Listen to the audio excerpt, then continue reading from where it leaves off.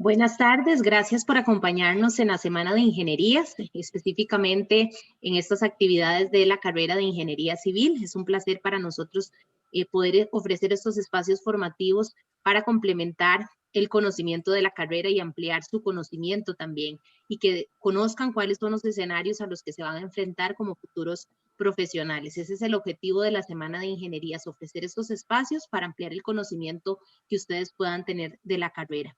Agradecemos a doña Emilia Gastel, rectora de la Universidad Fidelitas, al decano de Ingenierías, el ingeniero Luis Diego Bolaños, y desde luego a la dirección y subdirección de carrera de Ingeniería Civil, que siempre nos apoyan con el desarrollo de este tipo de actividades que, como les dije, enriquecen el proceso de aprendizaje y también permite tener espacios de actualización profesional para nuestros graduados. Cedo la palabra en este momento a la subdirectora de la carrera de Ingeniería Civil para que les brinde unas palabras. Bienvenida, Laura. Muchas gracias. Bueno, nuevamente darles a todos la bienvenida, agradecerles por su participación. Como dijo Gentry, para nosotros es muy importante contar con ustedes y saber que todas estas actividades que realizamos son del interés de ustedes. La idea es formarlos poco a poco como profesionales y bueno, si ya lo son, también que vayan creando mayor conocimiento del que ya han adquirido. Es importantísimo tener expertos de la calidad de don Luis y a quien le damos también las gracias por estar aquí. Y bueno, adelante, espero que les sea de mucho provecho. Muchísimas gracias, Laura. Me permito presentar al ingeniero expositor que nos acompaña esta noche, el ingeniero Luis Hernández Agüero. Él es ingeniero civil de la Universidad Autónoma de Centroamérica. Actualmente es director comercial para Centroamérica en la Euclid Chemical Co. Ingresó en Euclid en el 2014 y antes se desempeñó como gerente de la División de Productos Químicos para la Construcción en Renteco desde el 2002 al 2014. Él es conferencista en temas relacionados con tecnología del concreto, concreto reforzado con fibras, patología del concreto, concreto arquitectónico, recubrimientos poliméricos para pisos industriales. Así que le damos la bienvenida para iniciar con esta charla denominada Tecnología del Concreto. Bienvenido, ingeniero, y muchas gracias por acompañarnos. Bueno, bien, para mí es un honor. Les doy las gracias a ustedes por invitarme a participar de esta actividad. Y poder compartir aquí pantalla y poderles acompañar. De verdad que muchas gracias. Bueno, esta noche, vamos a conversar un poquito de tecnología del concreto. La idea es que abarquemos primeramente un poco de conceptos básicos. Vamos a hablar de los componentes del concreto, hablar de control de calidad y algunas especialidades que podemos hacer con concreto. De manera que les invito a que se sientan en toda libertad de poder hacer las preguntas, comentarios que tengan a bien. Por favor, son bienvenidos. Entonces, yo formo parte de Euclid Chemical Company. Esta es una compañía norteamericana fundada en Cleveland, Ohio, en 1910. Es una de las compañías más longevas en temas relacionados con concreto. Y si bien no somos una compañía concretera, sí estamos muy ligados a esta industria porque tenemos productos para producir concreto, para mantener y proteger el concreto y para reparar el concreto, de manera que somos muy aliados de la industria del concreto. Y pues desde luego que nos basamos en y tenemos mucha participación activa en organizaciones reguladoras internacionales y nacionales, desde luego.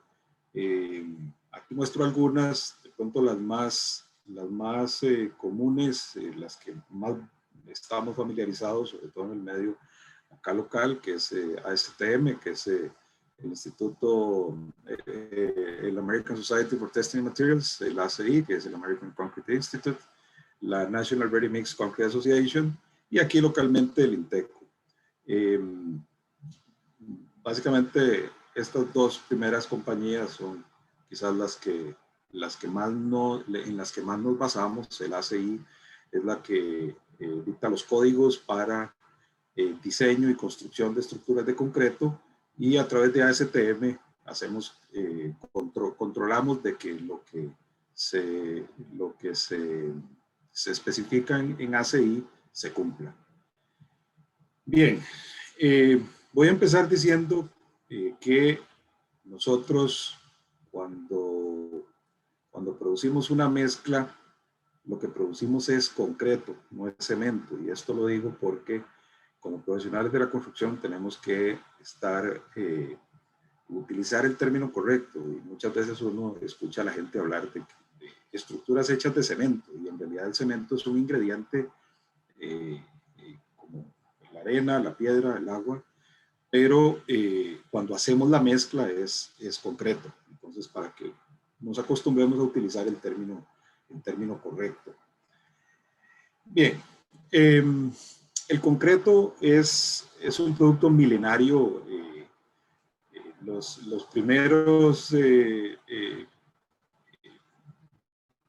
piezas que se han encontrado de materiales o mezclas parecidas al concreto, los orígenes se van al 6000, 7000 antes de Cristo, que se han encontrado en las zonas de Israel, en la antigua Yugoslavia, pero realmente a quien se le otorga el uso del concreto, voy a decir concreto moderno, que como repito es milenario, es a los griegos y particularmente después a los romanos, donde hay hoy en día edificaciones hechas en concreto que están en pie. Y esto pues hace que el concreto sea el material de construcción más utilizado. Si lo vemos en volumen, el concreto ocupa 2/3 partes del volumen total de materiales de construcción que se ocupan hoy en día en el mundo. Se producen aproximadamente 4 billones de metros cúbicos de concreto al año en el mundo, y se estima que arriba del 70% de la población mundial vive en estructuras que contienen concreto. De manera que los profesionales de la construcción inevitablemente nos vamos a topar en algún momento con temas relacionados con concreto, sí o sí. ¿Qué esperamos de una mezcla de concreto?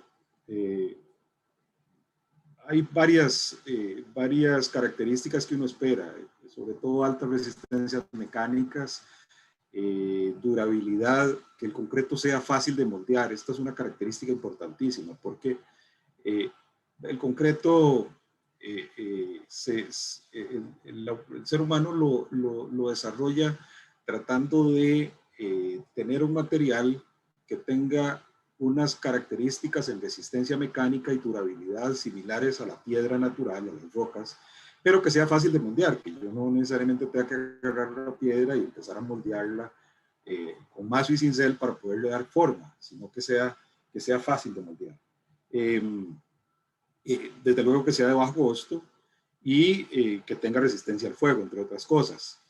De manera que el concreto tiene varios componentes que ahorita los vamos a ver por separado, pero aquí hay algunos conceptos básicos. Cuando yo mezclo cemento hidráulico con agua y aditivos, voy a obtener pasta de cemento.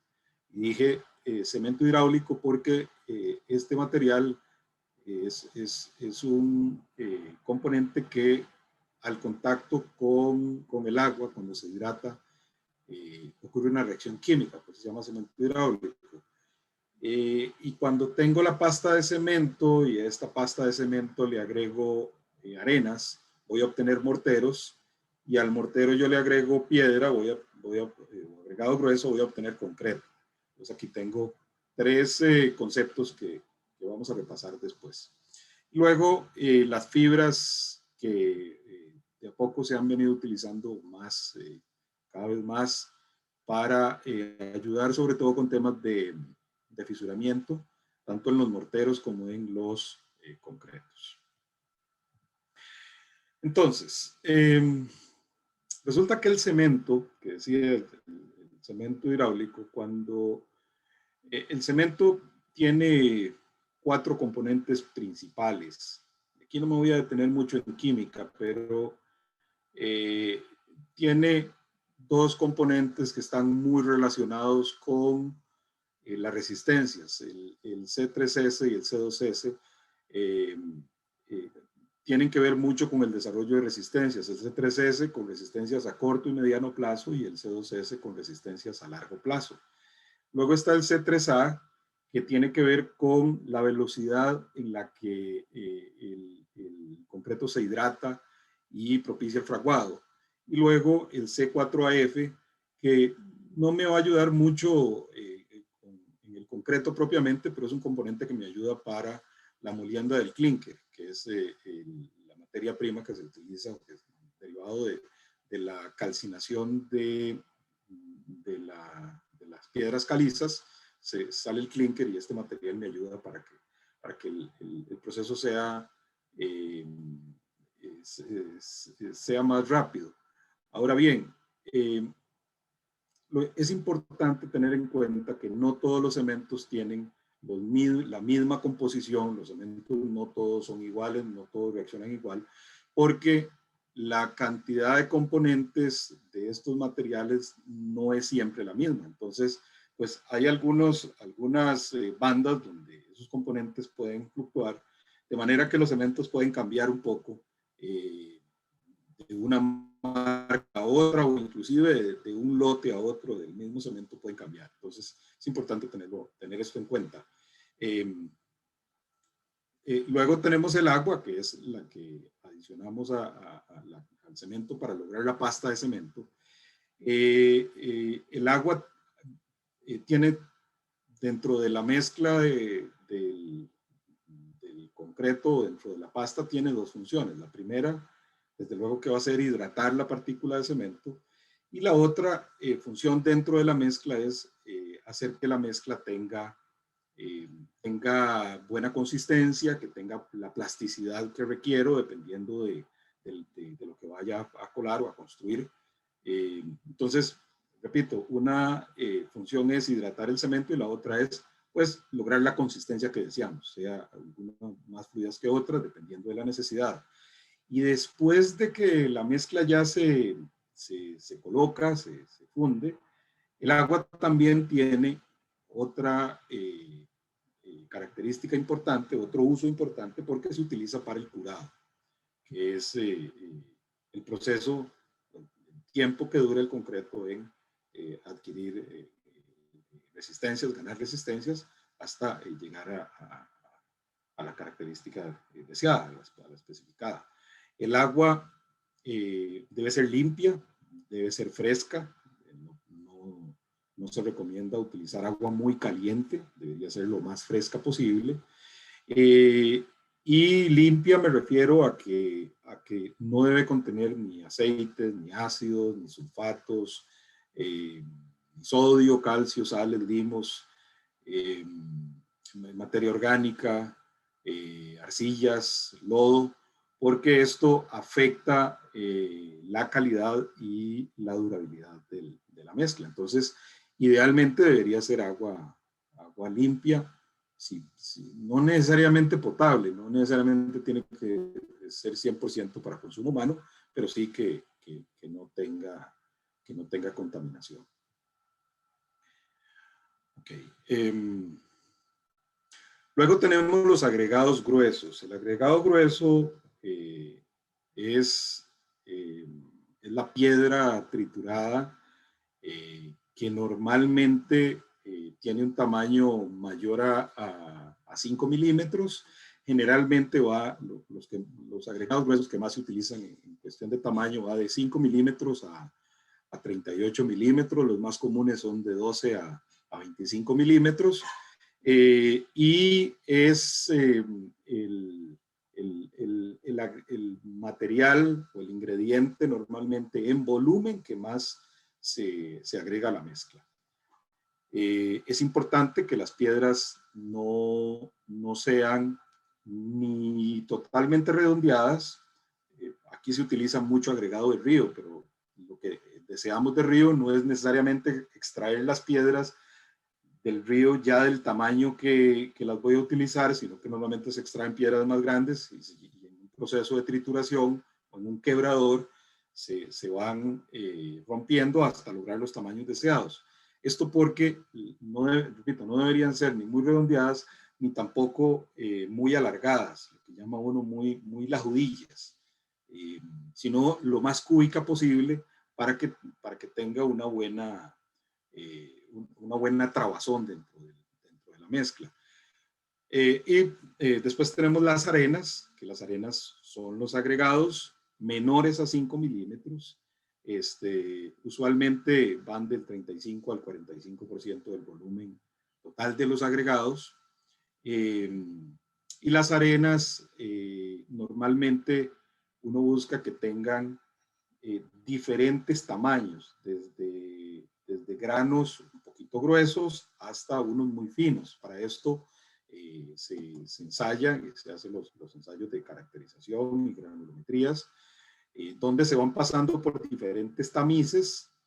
Imaginen, los tamices son como unas mallas, y entonces uno va midiendo el porcentaje de material que pasa o que se retiene en cada uno de los tamices, y con esto es un dato muy importante para poder lograr una buena distribución y una buena gradación de los agregados y poder tener un diseño de mezcla que sea apropiado. De manera que cuando ocurre la hidratación de la partícula de cemento, lo que voy a tener es una partícula de cemento que está seca, que no ha estado en contacto con humedad, y conforme la humedad o el agua empieza a hidratar las partículas de cemento, se genera una reacción química que genera silicatos de calcio. Estos son como unos cristales que se empiezan a formar alrededor de cada partícula de cemento, y conforme esa partícula se va hidratando más, se van formando, van apareciendo más cristales de mayor tamaño y de mayor dureza.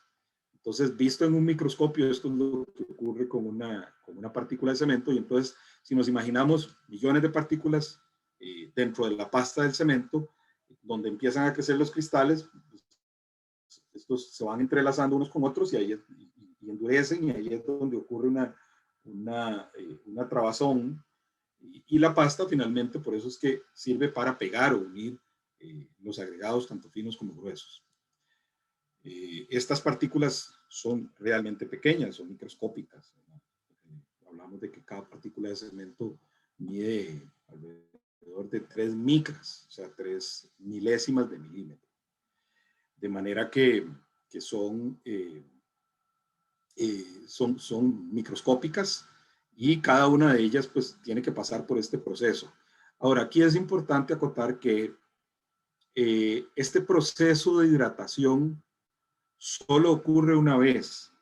Eso quiere decir de que el cemento debe permanecer en un estado seco, con el menor contacto de humedad posible, porque inclusive la humedad del aire, y sobre todo aquí que estamos en un país tan húmedo, la humedad del aire hidrata el cemento y hace que esta reacción empiece a ocurrir. De pronto, con la humedad del aire me voy a quedar por acá, no se va a desarrollar todo el proceso, no voy a desarrollar toda la resistencia, pero lo que sucede es que este proceso solo se inicia una vez, de manera que si las partículas de cemento se empiezan a hidratar, ya el proceso inició. Por eso es que generalmente cuando uno compra una bolsa de cemento, un saco de cemento, lo que le dicen es, bueno, primero guárdelo protegido totalmente de la humedad, no lo ponga directamente en el suelo, trate de ponerle una tarima, porque la humedad del suelo se puede absorber y eso va a endurecer el cemento. O si abre una bolsa de cemento, lo ideal es gastarla completamente y no dejarla abierta ahí, porque la humedad del aire produce esto, y ya estas son partículas de cemento que después entran a la mezcla, pero como dije, ese proceso ya no se reinicia otra vez, sino que ese cemento va a estar ahí como inerte porque ya no hay manera de hacer un segundo inicio del proceso. Ok. Y por último están los aditivos, como último componente, que los aditivos son los que nos ayudan a lograr que el concreto tenga alguna característica distinta o a controlar alguna característica distinta a lo que hace una mezcla de concreto convencional. Y entonces, a través de ASTM, en el apartado de ASTM C494, se clasifican los aditivos dependiendo de su función o de su uso. Hay 8 tipos, de los cuales los primeros 7 tipos tienen que ver con las 2 características que yo más voy a tratar de controlar en el concreto, que son la cantidad de agua que se adiciona a la mezcla y tratar de controlar los tiempos de fraguado. En la primera característica yo voy a tratar de producir concreto con la menor cantidad de agua posible. Ahorita vamos a ver por qué. Y la segunda característica tiene que ver con los tiempos de fraguado, que es o acelerar o retardar la velocidad de fraguado. Y por último, el último tipo, que son las especialidades, donde entran todo el resto de aditivos que no tienen que ver con estas 2 características. Los aditivos más comunes son los tipo A, los D y los F. Los A, que son reductores de agua y fluidificantes convencionales. Estos reducen más o menos un 10% del contenido de agua. Los tipo D, estos son reductores de agua y retardantes de fraguado. Y los F, que son superplastificantes. Estos pueden reducir, dependiendo de la tecnología que se utilice, hay superplastificantes que pueden reducir hasta el 50% del agua sin problema. O plastificar mucho las mezclas. Entonces, como mencionaba anteriormente, los cementos pueden cambiar. No todos los cementos van a tener la misma composición química. No voy a esperar que todos los cementos tengan exactamente el mismo comportamiento.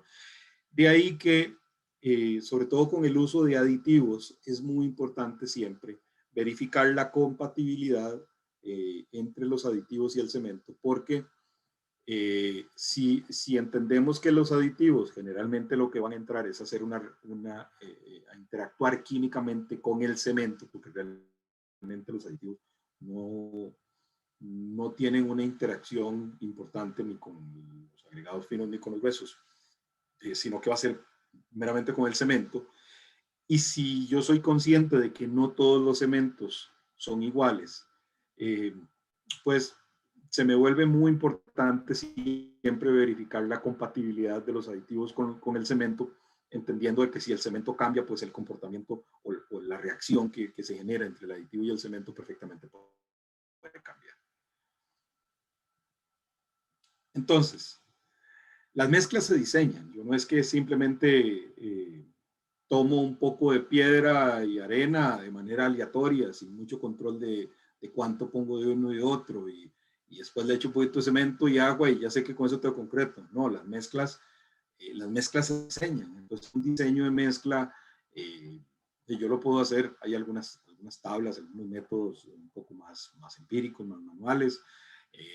Hay algunas tablas en Excel que se utilizan para diseños, como hay programas como este que utilizamos nosotros, que ya es un programa mucho más completo, donde uno puede anticipar y prever una serie de condiciones y comportamientos que puede tener la mezcla. Entonces aquí uno, dependiendo de las características de los agregados, de los tamaños que tienen cada uno de los agregados, de la absorción, en fin, del contenido de cemento, de la cantidad de agua que le voy a agregar.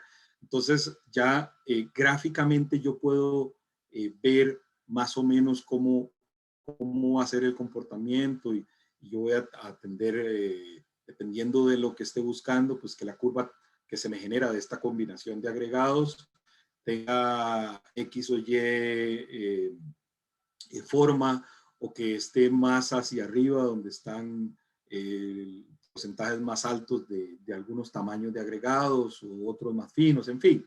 Pero esto se diseña de manera que, no, repito, no es que simplemente se pone uno ahí a hacer mezclas sin mucho control, sino que para lograr concretos de alto desempeño, de alta durabilidad, hay que meterle un poquito de ciencia y de ingeniería a esto. Para lograr mezclas que tengan buen comportamiento. Y entonces uno, cuando produce concreto, pues básicamente lo que quiere es obtener esto, o sea, una mezcla que se vea homogénea, donde vea que los agregados, tanto finos como gruesos, tienen una distribución pareja. No es que veo un poco de agregados gruesos por un lado, los finos por otro, sino que no hay una segregación, sino que hay una distribución uniforme. Veo que la pasta es una pasta sana, no se ve muy llena de poros, muy llena de huequitos.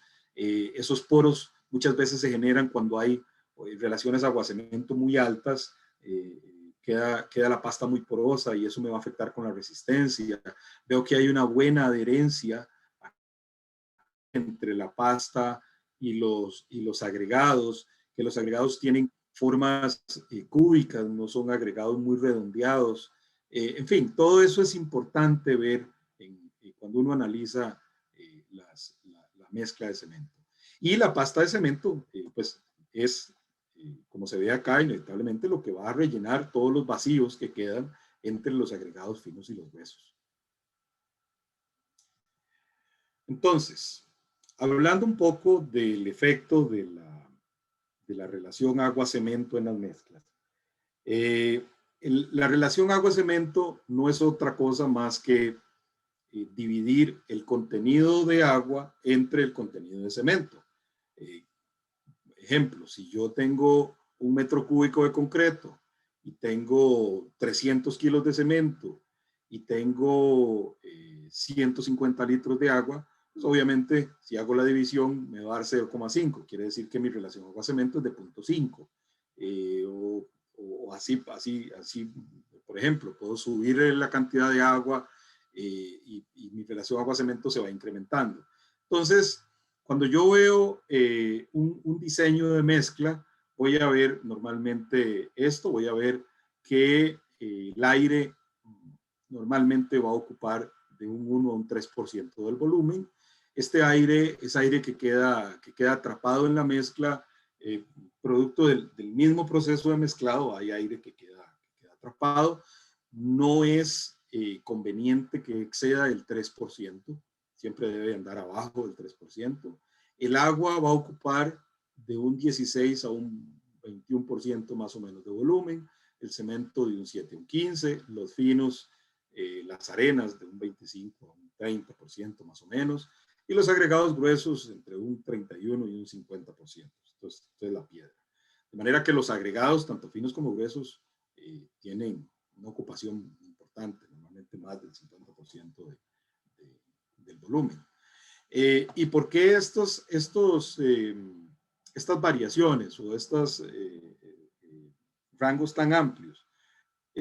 Porque no todos los concretos se requieren o se diseñan con las mismas características. No es el mismo concreto que yo requiero para construir una acera que para la estructura de una represa hidroeléctrica o la estructura de un edificio de 40, 50, 80 pisos. Entonces, en términos de resistencias, pueden haber innumerables necesidades diferentes, o en consistencia. Yo puedo requerir mezclas, desde mezclas muy secas hasta mezclas muy fluidas, que van dependiendo de lo que esté haciendo. Una mezcla muy seca, por ejemplo, para hacer bloques de mampostería se utilizan mezclas muy secas, o mezclas autocompactantes, que las vamos a ver ahorita, donde se requieren consistencias muy fluidas. Por eso es que son estas variaciones. Entonces yo idealmente voy a tratar de tener diseños de mezcla con una relación agua-cemento más baja, o sea, la menor cantidad de agua posible. Si bien el agua, hablábamos de que una de sus funciones es hidratar el cemento, realmente no es mucha el agua que se usa, que se necesita para hidratar el cemento. La mayor cantidad de agua que se adiciona a una mezcla va dirigida al tema de darle plasticidad, darle consistencia a la mezcla. Entonces, si yo puedo reducir esa cantidad de agua y sustituirla por un aditivo, estoy obteniendo mezclas mucho más duraderas, porque cuando el agua se seca, pues literalmente es un material que se me va a evaporar, y ahí es donde empiezan a aparecer una serie de poros. Se me vuelve una mezcla mucho más permeable, y la permeabilidad me va a afectar en una serie de cosas que a la postre me afectan la durabilidad. Entonces, el hecho de utilizar mezclas con contenidos o relaciones agua-cemento bajas van en función de obtener mejores resistencias, baja permeabilidad y mejorar mucho la durabilidad. Entonces, si yo analizo el efecto de la relación agua-cemento, como estaba mencionando, tratando de ver lo gráfico, cuando yo tengo una relación agua-cemento alta, ¿qué tengo? Pues en la masa, en la pasta de cemento, me van a quedar las partículas de cemento más distanciadas unas de otras, porque tengo mucha agua que está ahí en medio de esas partículas de cemento. Entonces, cuando estas partículas se me empiezan a hidratar, pues sí, empiezan a crecer los cristales, pero no van a quedar tan entrelazados como cuando tengo una relación agua-cemento más baja. Aquí me van a quedar unos vacíos que a la postre se derivan o en permeabilidad, o cuando yo someto estos concretos a ensayos de resistencia a la compresión, haga cuentas que se van como a desligar más fácil, o sea, se va a romper más fácil. Entonces, más o menos, esto es un ensayo que se hizo con el mismo diseño de mezcla. Lo único que variamos fue el contenido de agua. Entonces, fíjense cómo va, en la medida que yo aumento la relación agua-cemento, cómo la resistencia a la compresión se empieza a disminuir de manera exponencial con relación al contenido de agua que se adiciona a las mezclas. Entonces, por eso es muy importante tratar de trabajar con relaciones agua-cemento bajas. Es más, hoy en día ya hay concretos que se especifican, adicional a especificar una resistencia, se especifica ya que tiene que cumplir con ciertos parámetros de relaciones agua-cemento. Ok, entonces, caracterización del concreto. Yo el concreto lo puedo caracterizar por su consistencia o su plasticidad, más seco, más plástico, más fluido, por su resistencia y por algunas características especiales. Esto es importante para tenerlo muy claro a la hora de que yo voy a diseñar o a solicitar un concreto para una obra, tener muy claro qué consistencia requiero, no que me vaya de pronto a llegar un concreto muy seco y no lo voy a poder colocar, o que no me cumpla con la resistencia, o que lo ocupaba con alguna característica especial. Entonces es muy importante tener claro estos tres conceptos. Y a la hora de que yo recibo el concreto, pues voy a tener dos etapas claramente identificadas, donde puedo ver el concreto en estado fresco, que es el concreto donde yo lo voy a poder, después de que produzco el concreto, lo voy a poder transportar y colocar, vibrar y darle forma. Y después voy a tener el concreto endurecido, y en medio de estos dos estados ocurre el fraguado, que es el proceso de endurecimiento, donde pasamos de estado fresco a estado endurecido.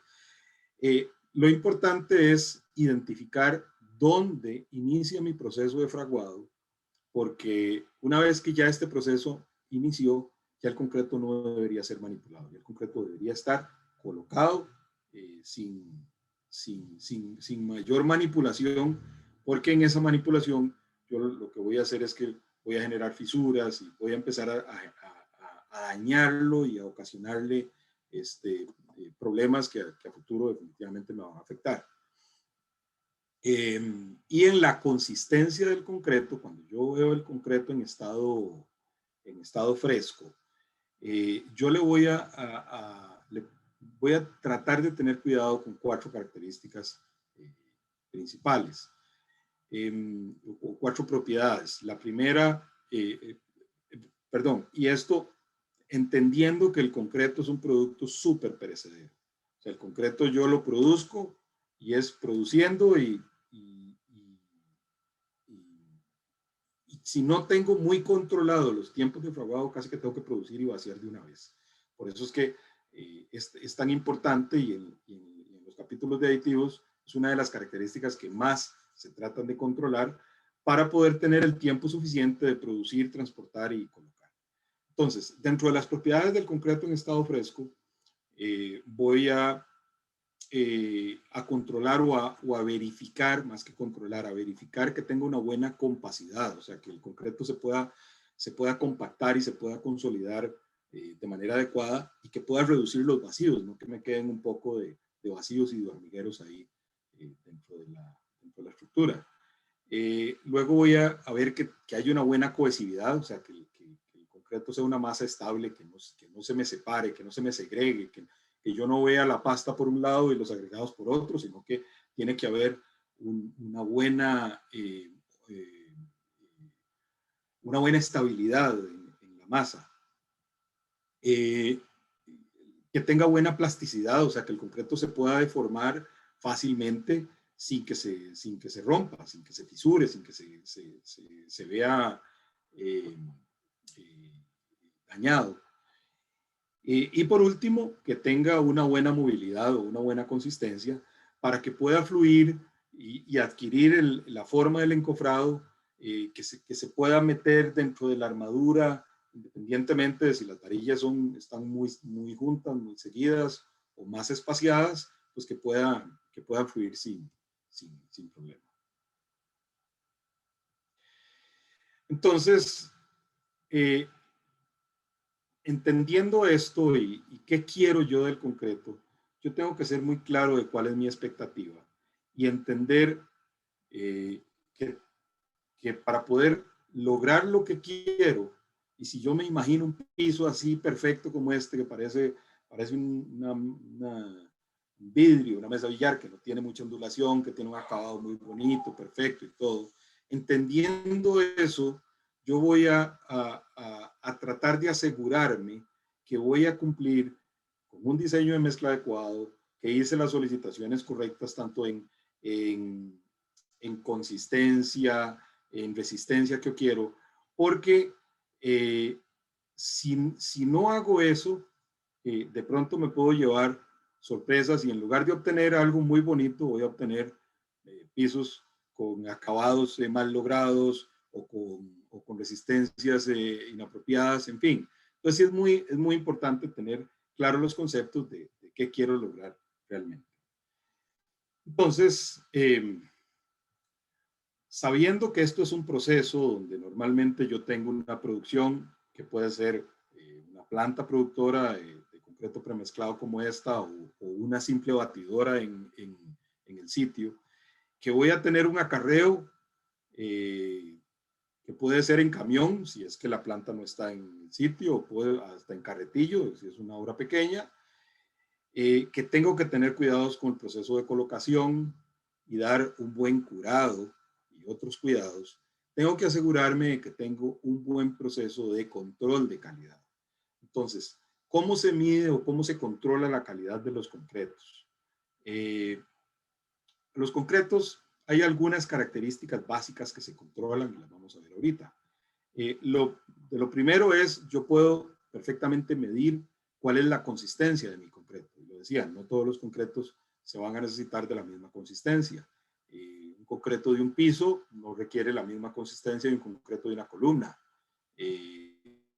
Entonces, yo a través de este ensayo, que es la ASTM 143, que es el ensayo de asentamiento, yo voy a utilizar un cono. Todos estos equipos están normados. Entonces yo voy a utilizar un cono, relleno el cono, levanto el molde y mido el desplazamiento vertical que tiene la mezcla. Entre más se desplace verticalmente el concreto acá, quiere decir que yo tengo un concreto más fluido, con más asentamiento. Si este concreto se desplaza muy poquito aquí, quiere decir que tengo un concreto muy seco. Y eso no quiere decir ni que uno sea más malo que otro. Es simplemente cumplir con la necesidad de consistencia que yo requiero. Hay algunos concretos, y ¿por qué esto? Porque si yo no utilizo, repito, si no utilizo la consistencia adecuada, a la hora de que quito la formaleta me puedo llevar sorpresas como estas. Y esto definitivamente nadie lo quiere lograr o encontrar, porque simplemente es una falta de ciertos cuidados a la hora de hacer el fundido de la mezcla. También de a poco se ha vuelto muy común el uso de concretos bastante más fluidos. El anfitrión o el dueño de la reunión tiene acceso a las listas. Hola. Hola, no sé si alguien iba... Algo pasó ahí, sí, activaron el micrófono, lo voy a verificar. Ok, listo. Bueno, entonces decía, hay algunas mezclas que se requieren muy secas, con asentamientos muy bajitos. Aquí hay una tablita, no me voy a detener a hablar cada uno de los detalles, pero lo que quiero decir es que dependiendo de la construcción o del elemento que yo vaya a colocar, así va a ser el asentamiento, así va a ser el sistema de colocación que voy a utilizar y así va a ser el sistema de compactación. Normalmente el concreto, a menos de que sea un autocompactable, los concretos normalmente requieren vibración y la vibración es pues ayudarle, hay equipos para generar vibración dentro del concreto cuando se hace el fundido y esa vibración lo que hace es ayudarle al concreto a que se termine de consolidar y a sacar vacíos, eliminar vacíos y sacar aire a la hora de que se coloca, de que se funde.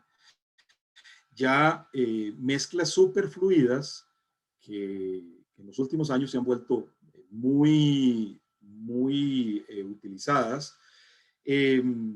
No se hace el ensayo de asentamiento como lo veíamos en el video anterior, sino que el ensayo ya cambia un poco. Ya este se hace con el ASTM 1611, donde el cono está invertido, tengo la parte más abierta arriba, y aquí simplemente hago vertido del concreto y en lugar de medir el desplazamiento vertical, porque aquí ya prácticamente todos me van a dar lo mismo, porque todos se van a ir hasta abajo, lo que voy a medir es qué tanto fluye y cuál es el diámetro de la torta que se forma acá. Eso como una característica. Otra característica importante en un concreto de este tipo es que tenga una buena movilidad, que no se segregue. Yo puedo ver que aquí en toda la torta veo agregados gruesos distribuidos en todo el tamaño del ensayo. No es que la piedra me quedó aquí y a los bordes solamente se fue la pasta, sino que está completamente uniforme, no se me forma un halo aquí de agua libre, tiene que estar así muy uniforme, sin segregación. Y además que fluya, pues alcanzar el flujo que se requiere.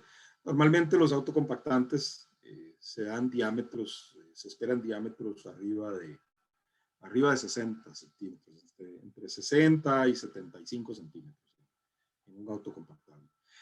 ¿Y a dónde normalmente puedo utilizar un autocompactable? Bueno, aquí hay algunos ejemplos. Si tengo alguna estructura con muchísimo acero, obviamente aquí requiero una mezcla muy fluida para que pueda entrar y fluir sin ningún problema por medio de todo el entramado del acero. o bien cuando requiero concretos con un acabado perfecto, porque voy a tener un edificio de concreto expuesto, entonces requiero un acabado muy bonito, que no me queden grillos o huecos en la superficie, o concretos que tienen que ser bombeados a mucha altura. Y aquí en Costa Rica, bueno, no eran tan comunes, pero en los últimos años de poco nos hemos ido llenando de algunos edificios cada vez más altos.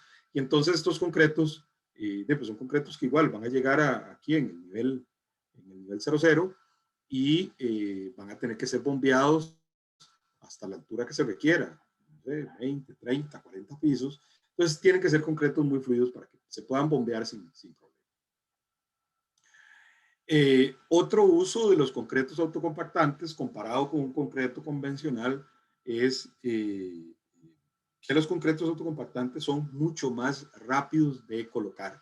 Entonces, en un proyecto me ayuda mucho a optimizar los tiempos, porque como vemos acá, fíjense que ambos empiezan más o menos al mismo tiempo. Esto es un concreto convencional consolidado con un vibrador y esto es un auto. Y vean la velocidad a la que se puede hacer una fundición con un autocompactante, mientras que este tiene que ir en capas. Este es el vibrador que les mencionaba, entonces el vibrador ahí va consolidando. Estas barras simulan el acero, la armadura. Entonces, vean que aquí en el ejemplo de la derecha ya terminamos el ensayo y aquí apenas va y este video no va ni por la mitad. Entonces, sí hay una ventaja o un ahorro considerable, importante en los tiempos de ejecución de las obras cuando se utilizan concretos autocompactantes versus concretos de asentamientos convencionales con vibrador. Otro aspecto que voy a controlar es la temperatura. Normalmente los concretos no deberían exceder temperaturas por encima de los 32 a los 35 grados centígrados. Siempre queremos que esté abajo de eso. Y la temperatura es un indicador de tiempos de fraguado. Y para eso ya hoy en día hay aparatos. Antes eran solo los termómetros, hoy existen calorímetros. Entonces, en un calorímetro, que es un equipo como este, tengo sensores donde puedo colocar especímenes de concreto y estos tienen sensores acá que van midiendo la temperatura de cada una de las muestras y yo puedo graficar porque el concreto resulta que cuando se da la etapa de fraguado se genera una reacción exotérmica, quiere decir que aumenta de calor. Y entonces yo puedo ver esta gráfica y veo que lo puedo ver en diferentes etapas. La etapa 1, que es esta, es la etapa de mezclado. Aquí se genera un poco de calor que pasa muy rápidamente. Luego viene la etapa 2, que es inducción, que es donde normalmente voy a trasladar el concreto y lo voy a colocar. El concreto está trabajable. Luego viene la etapa de fraguado. Ya aquí donde él empieza a generar calor es que ya el concreto empezó a fraguar. Aquí ya yo no debería manipular el concreto, no debería hacer nada más, porque ya ahí el concreto tiene que estar colocado. Viene la etapa de fraguado, que es donde se genera todo el calor. Luego viene, que es donde endurece. Luego viene la etapa de enfriamiento, donde aquí ya puedo cortar las juntas, vamos a ver posteriormente. Y ya luego viene la etapa de densificación, que es ya donde el concreto va a estar en uso. Voy a medir el contenido de aire a través de la STM C231. Hablábamos de que el concreto no debería superar el 3% de aire, a menos de que le ponga un aditivo inclusor de aire que me ayude a subir el aire. ¿Y dónde voy a querer subir el aire? Pues aquí en Costa Rica, por el clima que tenemos, no es tan común, pero cuando yo tengo concretos que están sometidos a procesos de congelado y descongelado, como el piso de una cámara de congelado, por ejemplo, sí ocupo aire ya un poco más alto, pero no es normal, repito, aquí en el país. Definitivamente voy a medir la resistencia a la compresión. Entonces, esta es la STM-C39. Y aquí tengo un equipo, es una prensa, que lo que va es a medir cuánto es el esfuerzo que se requiere para romper la muestra de concreto. Normalmente se refiere a resistencia a la compresión a 28 días, porque si yo grafico esto, voy a ver que en los primeros días voy ganando mucha resistencia y ya a partir de los 28 días esta curva se empieza a aplanar y ya no es significativo tanto la ganancia de resistencias que voy a tener. En términos de resistencia, los concretos más comunes son de 21, 24 y 28 megapascales, son los concretos de más uso en la industria. Puedo medir también la resistencia a la flexión, y aquí es un ensayo más o menos parecido al de la compresión, nada más que en lugar de usar cilindros se utilizan vigas. Estas vigas igual se someten a un esfuerzo donde se rompen. Esta es la STM C78, y aquí pues lo que mido es el módulo de rotura, que tanto esfuerzo se requiere para que la viga se rompa. Este es muy utilizado sobre todo en concretos que van a ser utilizados en calles, en pavimentos, en pisos industriales. Entonces, para pavimentos o calles normales se utilizan resistencias de 35 a 40 kilogramos sobre centímetro cuadrado, y ya para pisos industriales o pavimentos de alto tráfico, resistencias de 40 a 50 kilogramos sobre centímetro cuadrado. Muy importante el proceso de curado, porque a través del curado, pues yo me aseguro de que el cemento, perdón, la partícula de cemento, no se me va a secar, sino que va a permanecer hidratada, porque este proceso no es que yo mezclo el concreto y automáticamente de manera espontánea ya se generan todo el proceso, sino que esto es un proceso que va ocurriendo lentamente. Entonces es importante curar como mínimo 7 días o hasta alcanzar el 70% de la resistencia especificada. El mejor curador es el agua, pero hay algunos otros métodos de curado, hay algunas membranas que se utilizan, se colocan en la superficie para impedir que el agua de la misma mezcla salga. Se puede cubrir el concreto con mantas o con plástico también para tratar de mantener atrapado ahí la misma humedad del concreto, pero insisto, el mejor curador que hay es el agua. El tema del curado tiene que ver mucho con tratar de controlar los esfuerzos que se generan. Si yo pierdo el agua muy rápidamente, el concreto se me va a tratar de contraer o encoger muy rápidamente, y eso inevitablemente me va a formar fisuras, y las fisuras pues nadie las quiere. Un elemento nuevo, nadie quiere ver un elemento de concreto todo fisurado. Entonces, ¿esto por qué ocurre? Pues imaginémonos, la contracción típica del concreto va de 0,04 a 0,08%. Eso quiere decir, si yo me voy aquí a la mitad y uso una contracción de 0,06%, si yo tengo, por ejemplo, un piso de 30 metros y tengo una contracción de 0,6%, quiere decir que ese piso se me va a contraer casi 2 centímetros. Eso en un elemento rígido como el concreto es un tema, porque el concreto no es elástico. Entonces, si el concreto, o sea, si yo tuviera el piso levitando en el aire, no sería problema, el concreto simplemente se encoge y no hay problema. Pero el problema es que el concreto, los pisos, pues, están sobre el suelo, y el suelo le ofrece restricción, o sea que el concreto no se puede encoger libremente, de manera que a la hora de que empieza a tratar de contraerse y el suelo no deja que se contraiga libremente, inevitablemente van a aparecer las fisuras. De ahí que es importante entonces controlar esos esfuerzos o inducir esas fisuras más bien con las juntas. Entonces el concreto también en los pisos normalmente uno ve que tiene cortes. Según el ACI, estos cortes van, la distancia es de 24 a 36 veces el espesor.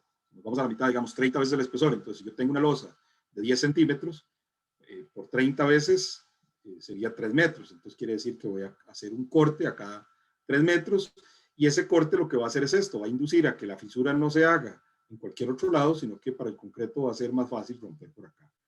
Estos cortes normalmente se hacen como mínimo un 25%, una cuarta parte del espesor de la losa. De manera que si aquí tengo, no sé, 10 centímetros, para seguir el mismo ejemplo, voy a hacer un corte de una profundidad de 2,5 centímetros.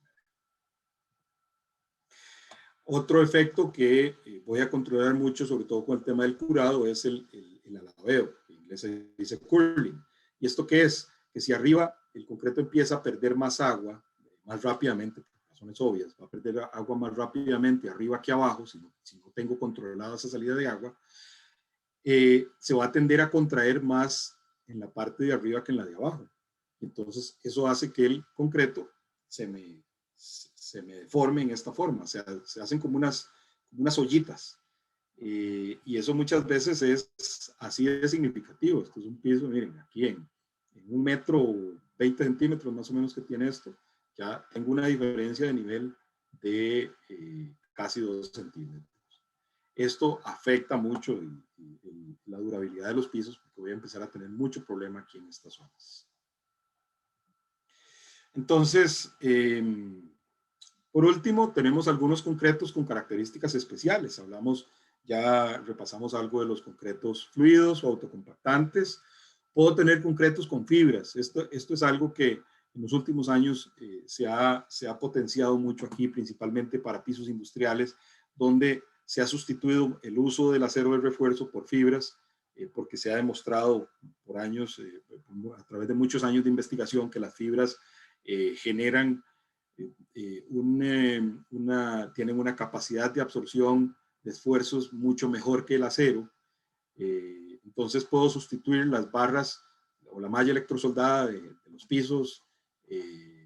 Mucho piso industrial hoy en día ya se está haciendo con fibras en lugar de acero, empezando porque aquí tengo una distribución completa del refuerzo, mientras que el acero es un refuerzo puntual que está ahí en alguna altura de la losa, normalmente 1/3 o a la mitad de la losa. Y después que en la colocación, pues colocar el acero, muchas veces empieza uno a ver esto, que no queda en la altura que es. Ahí están tratando, porque se les levantó la varilla, y están tratando de las mallas, están tratando de ver cómo hacen para bajarlas, en fin. Mientras que aquí yo me aseguro que el refuerzo esté trabajando donde tiene que trabajar. Esto obviamente no es antojadizo, esto tiene, como dije, mucha investigación que se ha dado alrededor de esto, y ya hay códigos y normas internacionales, tanto de ACI como de ASTM, hay mucha literatura de investigación de este tema. Existen formas de controlar la contracción, lo que hablábamos ahorita, para poder hacer que en lugar de tener muchas juntas en un piso, yo tenga pocas juntas. Esto se hace optimizando mucho los diseños de mezcla y utilizando aditivos compensadores y reductores de contracción. ¿Y esto para qué? Porque entre más juntas tenga yo, las juntas son de lo que más se daña cuando tengo mucho tráfico, principalmente de montacargas. Entonces, yo reduzco mucho los costos de mantenimiento de un piso industrial con menos juntas. Pero, otra vez, esto se diseña, no es que simplemente hago menos cortes y listo. Puedo tener concreto con repelentes de agua, esto para cuando tengo fachadas en concreto, para que no absorban humedad y permanezcan grises, bonitas, estéticamente bien, y no se me llenen de hongos, de ese acabado negro de moho que se va formando. Puedo tener concretos con inhibidores de corrosión para proteger el acero de refuerzo, sobre todo cuando tengo estructuras marinas o estructuras que están sometidas a ataques de sales y de cloruros. Puedo tener concretos de baja permeabilidad, igual, para proteger la estructura, evitar el paso de la humedad y del agua a través de las estructuras de concreto. Puedo generar mezclas que se pueden colocar bajo agua, concretos antideslaves. Hay aditivos que permiten que el concreto se haga como, que la pasta se haga como un gel, y lo pueda poner bajo agua y no se me lave. Concretos que yo puedo tener tiempos de fraguado ya más allá de un retardante, sino casi que dormir un concreto cuando tengo condiciones muy complejas de colocación, y que los fraguados empiecen a las 6, 8, 10, 12 horas y que desarrollen las resistencias casi que de manera normal, como si nada hubiera pasado. Puedo utilizar concreto lanzado para estabilizaciones, normalmente se utiliza mucho concreto lanzado, concreto decorativo, ya donde le cambiamos el aspecto al concreto convencional y le damos una apariencia estéticamente distinta. Puedo tener más bien concretos permeables, y esto es algo que con el tema de la medio ambiente hoy en día es bastante utilizado, donde ya no toda el agua que cae en un pavimento necesariamente tiene que ir a los ríos, sino que existen métodos para poder hacer que los pavimentos sean en este caso ya permeables. Obviamente se trabaja la base para que tenga esa capacidad, que no se me vaya a lavar, y controlo mucho las aguas de lluvia. Y también puedo tener elementos prefabricados desde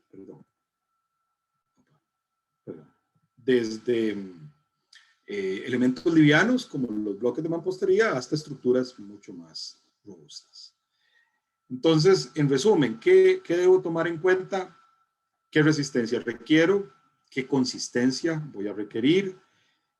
¿Cuál es el clima que tengo? Si tengo un clima cálido, si tengo un clima frío, eso también influye. Si tengo tiempos de transporte, si tengo a cada cuánto voy a requerir un viaje o una entrega de concreto, si tengo dificultades de acceso y de descarga, eso es importante para evitar problemas.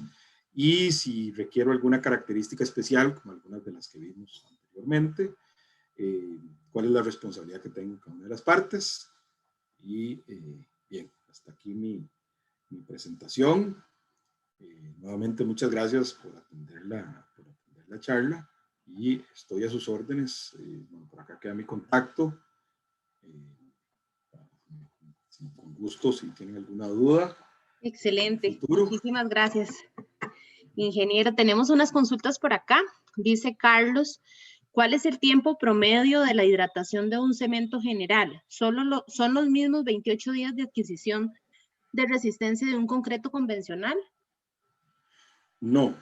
Si estoy entendiendo bien la pregunta, gracias por las preguntas. Si estoy entendiendo bien la pregunta, el concreto... bueno, la hidratación del cemento. Sí, el proceso de hidratación del cemento es generalmente lento. Se da, como decía, la mayor ganancia de resistencia se da generalmente en los primeros 7 días. De los 7 a los 28, a los 7 días ya yo más o menos debería estar en un 70-80% de la resistencia, generalmente un 70%. De los 7 a los 28 termino de ganar ese 30%. Ahora bien, eso yo lo puedo modificar. O sea, yo, si en la medida que utilice, por ejemplo, un acelerante, un aditivo acelerante, lo que voy a hacer es que voy a acortar ese tiempo, porque los acelerantes lo que van a hacer es como romper las partículas de cemento para que la hidratación se dé más rápido. Entonces, uno puede de alguna manera manipular y controlar eso dependiendo de la necesidad.